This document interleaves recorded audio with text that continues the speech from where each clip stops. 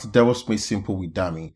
Today, I'll introduce you to Azure DevOps Pipeline, a powerful tool for automating the build, test, and deployment of your applications. If you're new here, don't forget to like, subscribe, and hit the bell icon to stay updated on tutorials like this one. In this session, we'll cover the key concepts of Azure DevOps Pipeline and how they help streamline software delivery. Let's dive in. Azure Pipeline is a powerful component of Azure DevOps that automates the process of building, testing, and deploying your code projects. It combines continuous integration, continuous testing, and continuous delivery to streamline the software development lifecycle and deploy code to any destination. Azure Pipeline supports all major programming languages and project types, including Python, Java, JavaScript, .NET, and Terraform, making it versatile for teams working across diverse environments. With Azure Pipelines, deployments are managed through pipelines that feature defined stages, approval controls, and rollback capabilities. These features ensure reliable and efficient delivery of applications, whether you are deploying to cloud environments, on-premises servers, or hybrid setups.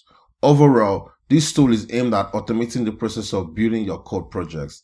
This involves tasks like compiling code, running unit tests, and creating artifacts for deployment. To begin, let's break down the key components of Azure Pipelines at the highest level. We have the stages, we have the jobs, and then we have the steps.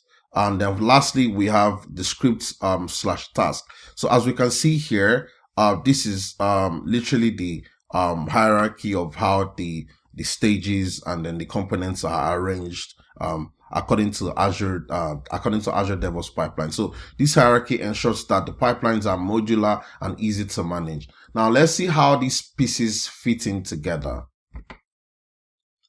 This diagram illustrates the flow of Azure Pipeline. It all starts with a trigger like a code commit or a schedule, right? A trigger tells the pipeline to run. So pretty much, when you push a code into a specific branch or based on a schedule, and then based on that, it tells the pipeline to run, right? A pipeline is made up of one or more stages. A pipeline can deploy to one or more environments. So you can, deploy into multiple environments like your stage environment, dev environment, QA environment. So this can literally be specified here. A stage is a way of organizing jobs in a pipeline, and each stage can have one or more jobs. Each job runs one agent. A job can also be agentless. Each agent runs a job that contains one or more steps. A step can be a task or a script and is the smallest building block of a pipeline.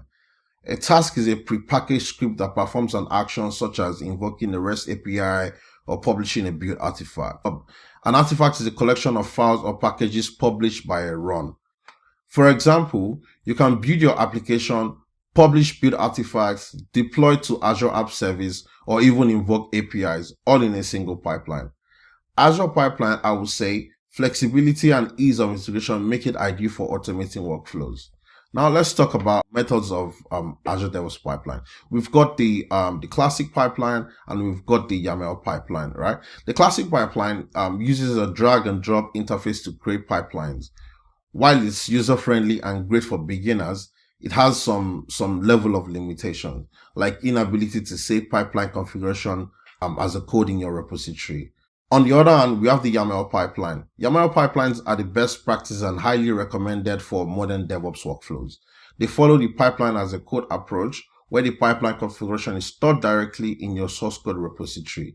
This allows for version control, enabling your team to track and review pipeline changes just like application code. YAML pipelines are also reusable and support advanced scenarios like conditional workflows and multi-stage deployments. In short, YAML pipeline provide flexibility, scalability, and traceability that classic pipeline can't match. And then in the next, we're going to be looking at a demo. We're going to be demoing both pipeline methods. That's the classic pipeline and then the YAML pipeline. So first, we would set up a classic pipeline on dev.azure.com, which is the Azure DevOps portal, where we would define stages and tasks with the graphical interface. Then I'll show us how to create YAML pipeline, write a configuration file, and save it in the repository. By the end of this demo, you see the advantages of YAML pipelines in terms of automation, versioning, and collaboration. Let's get started. So here we already have our Azure DevOps open, and then obviously our project is all set up. So here on the left hand menu, we go on pipelines, we'll hover on pipelines, and then we click on releases. So here, as you can see, we do not have any existing pipeline, classic pipeline. So we click on new pipeline. All right, so as you can see here on the screen, we have this pop-up which actually shows some existing templates which we can actually use to deploy our pipeline based on the requirements or the user need. We have our Azure DevOps, Azure App Service deployment here. We have our deploy a Node.js app here, and bunch of other templates, right? But for the purpose and then the scope of this video, we're going to be clicking the empty job where we're going to be writing our pipe, building our pipeline from scratch. Here, let's give it a name. Let's call it QA, and then let's click on this. So this is literally the first stage, right? In order for us to build the second stage, all we just have to do is click here. We can either clone this existing stage and then modify it, or click on new stage and then click on new job, empty job, and then we can call this let's say dev. So now we can see we have two stages which are actually empty. From here we can see 0 task, 0 task. So for the QA stage, we're going to be adding 2 tasks, 2 bash tasks, and then for the dev we're going to be adding 2 tasks as well, but this time a PowerShell task. So let's jump in. So we can either click on task here, or we can click on here. So let's click here, and then on the agent job side, let's click on this to specify the hosted agent which we're going to be using. So we click here, we select Azure Pipelines, click here, and then we're going to be selecting Ubuntu latest, right? And then we can come back here, click on this plus icon to specify the new task. So I'm going to type bash, and then I'll click here to add it twice. So for this first one, we're going to be selecting inline scripts, whereby we're just going to be typing our command right there on the code. So this is hello world, and then let's change it to this is stage 1, task 1. Let's copy this. Let's come back here, inline script, and this is task 2. And then for the second stage, let's save this.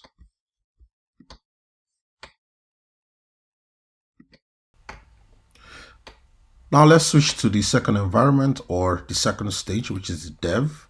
Let's click on the agent job. Let's select our hosted agent.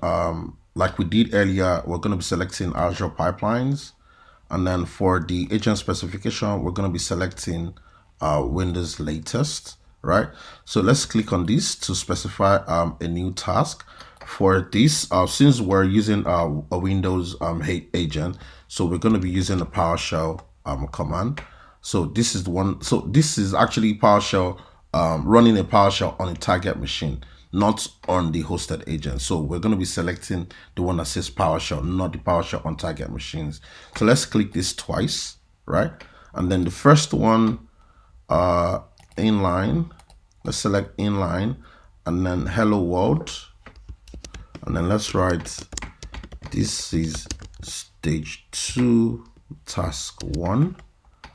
Let's copy that, click on this, select inline again, paste this, change this to 2. So let's save our pipeline. Once our pipeline is saved, we notice that the save button becomes grayed out, and then the create release button becomes clickable. So let's click on create release, and then create. So once we create this, we can click here to jump into the dashboard that shows that shows our pipeline runs. So we can see here the pipeline is queued. It's actually running. So let's give it a few more minutes. We can see here our pipeline is running. So let's give it a few moments. So this is succeeded. Let's wait for the other one. It's queued.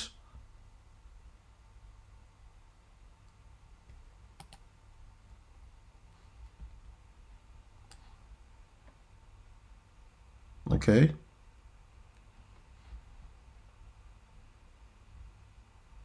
Okay, as you can see now, guys, our pipelines successfully run. So let's go and view the logs. So for the first task, which is the Ubuntu hosted agent, right? Let's see the first command. And as you can see here, this is the command which we typed. This is stage 1, task 1. And then let's see the other one, the other task. This is stage 1, task 2. And then for the other environment, the other stage, let's check what do we have. Let's check the first PowerShell command. This is stage 2, task 1. And this is stage 2, task 2. So guys, this is pretty much how you deploy your classic pipeline. This is how classic pipeline runs. This is how you create jobs. I mean, there's still a whole lot to cover when it comes to running stages and the building your pipeline stages, runs and all that, but these are completely out of scope. So I'm just literally showing us how, like, the overview of how classic pipeline works. So in the next segment of this video, we're going to be looking at how pipeline works, how to build a pipeline using the YAML configuration file. So on the left side here, instead of clicking on release, which we had to do when we were about to create the classic pipeline, we click on pipeline here, and then we click on new pipeline. We can actually specify, we can create the pipeline configuration file upon creating a pipeline, or we can create the pipeline and then select an existing pipeline configuration which is existing in our repository. But for the scope of this, we're going to be creating it from scratch, right? And we're going to be creating it from scratch, creating it while we're creating the configuration file while we're creating the pipeline. So we click on the repo we're going to be using. That is where our configuration file is going to be either saved, or where we're going to be picking it if we're going to be using the existing pipeline, which we already configured probably before this video or at the start of this video. So we're going to be selecting this repo, and then we're going to be using a starter pipeline. So this is pretty much what a starter pipeline looks like. If we save and run this pipeline would actually successfully run, whereby running this script. But this is completely out of scope of this video, so we're going to be taking this all out entirely, and then we're going to be building our pipeline from scratch. So guys, since I already wrote the pipeline configuration somewhere, so I'm just going to copy it and then paste it here, and then we just go over it together. So this is pretty much the pipeline, right? So we have the trigger, which means that when we push a command, like I earlier mentioned, when we push a code into this main branch, right, it triggers the pipeline. And then we've got stages here. We've got the stage 1 Ubuntu, and then we've got this other stage called stage 2 Windows. Under Ubuntu, we've got the bash job. Under the job, we've got steps, and then under steps, we've got the scripts and the task. So for the script, we're literally just running the command echo, running a bash script in stage 1. And then for the task, we're doing echo, this is a bash task on Ubuntu. And then for the last command, we're doing ls-ala. For the second stage, we equally have a job which we named Windows job, and the display name says PowerShell and bash job on Windows. Then we've got a task as well, which is a PowerShell task. We've got an inline script which literally does this. And then also another command says get process. So literally it's running the command to get the, the process on the system. And then we've got the second task, which is equally a bash task on the stage, on the Windows stage, literally running bash task on Windows, and then doing dir command to list, files in that working directory. So we're going to run this now. I'm going to save and run it, and let's see how this works.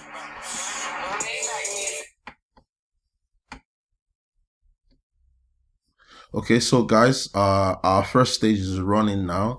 Let's check it out.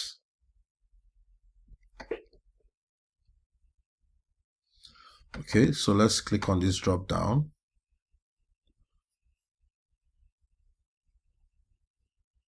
So as you can see here, our first stage actually executed successfully, the first task and then the second task as well.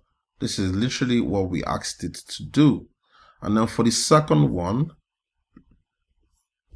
okay, our second stage started running. Let's click on the first task. All right, so as you can see here, okay, still running.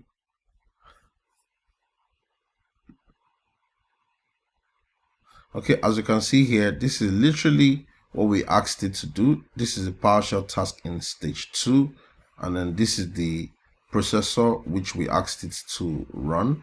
And then for the second task, this is literally what we asked it to do. So that's pretty much how you can run pipeline. You can this is pretty much how you can run your pipeline, build your YAML pipeline. And then even if we come into the repo here, we can see that we already have a pipeline file being generated for us. So that's it, guys. That's pretty much how we would run our Azure DevOps pipeline, be it on the classic side or on the YAML configuration side. And guys, do not forget to click on your like, subscribe button so that we can always keep ourselves up to date whenever I post any videos like this. Thank you, guys.